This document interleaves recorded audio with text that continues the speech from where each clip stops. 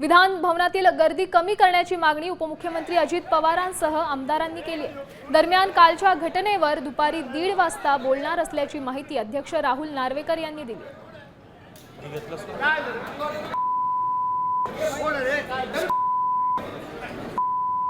आज मोकळा श्वास घेत घेत आम्हाला आसनापर्यंत आता आलं।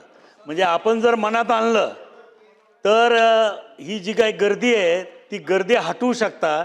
मला आपल्याला विनंती करायची आहे की जेव्हा जेव्हा अधिवेशन असेल तेव्हा बिलकुल अशा शिस्तीनं कोणालाही आतमध्ये प्रवेश देण्याची गरज नाही। अगदी आमदारांना धक्के खावत यावं लागतं अशी परिस्थिती आहे। अगदी अगदी अगदी मान्य आहे। फक्त एवढंच आहे, मी मनावर घेण्यापेक्षा सर्व सदस्यांनी मनावर जर घेतलं तर हे अधिक इफेक्टिव्हली होऊ शकेल।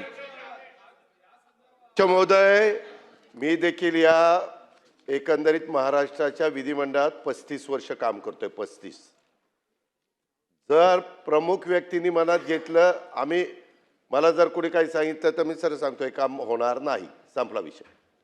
तुम्ही पण तसं त्या ठिकाणी करा ना। धन्यवाद। कुणी अडवलंय? आता isakal.com आहे देशातील नंबर 1 ची मराठी न्यूज वेबसाईट। प्रत्येक अपडेटसाठी isakal